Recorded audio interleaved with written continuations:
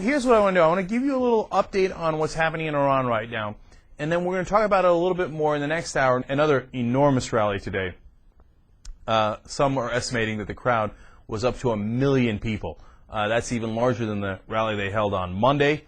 And an important sign, the Basij, the militia that is backing the hardliners and Ahmadinejad, at the rally not only did not mess with the protesters, but also started wearing masks because they're afraid now that they might be on the losing side and they don't want to be identified. Instead of intimidating the protesters, apparently they're a little intimidated. Now, one of the great tricks that the protesters have been doing is taking pictures of the Basij and putting it on Facebook. God, man, this revolution definitely brought to you online.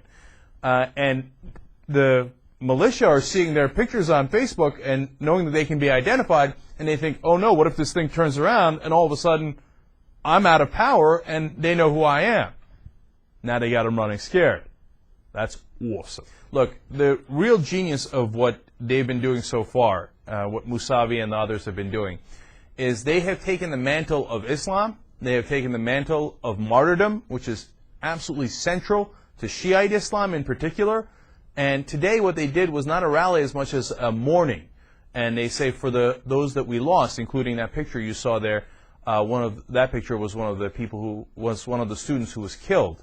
And they had him up and everybody's wearing black as a sign of mourning. Now, if you're a real Iran expert, you'll say, hey, wait a minute, this looks a little familiar. You know why?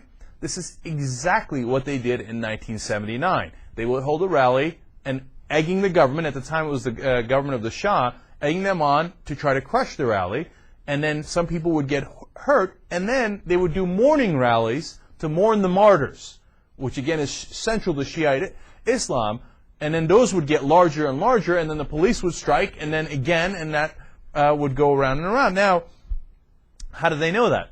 Well, the guys who are leading this, Mousavi, Rafsanjani, Khatami, and Mehdi Karoubi, who was also one of the other candidates, well, they were the guys who led the revolution.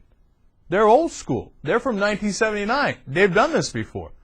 And so they say, all right, well, it worked before. We'll do the same thing here. And they're now using it, funny enough, against the Grand Ayatollah Khamenei, who is running Iran, as they did to the Shah. And a lot of these guys could have been the next supreme leader instead of Khamenei. And so there's some element of politics there as well. But Reza Aslan made a great point about that in CNN. And that's where I got that piece of critical information from. And I think it makes an excellent analogy between 1979 and what's happening now. And Juan Cole mentioned how, hey, look, the whole tradition of Shiite Islam is built on this idea of martyr. Martyr Imam Hussein, of course, was killed by the Umayyad Muslim Empire. That's what started the religion in the first place.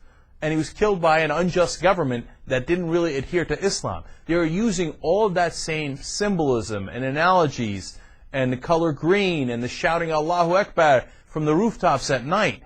It's a genius strategy. And it's a strategy that's worked before, and that might very well work again here. Watch more clips at theyoungturks.com.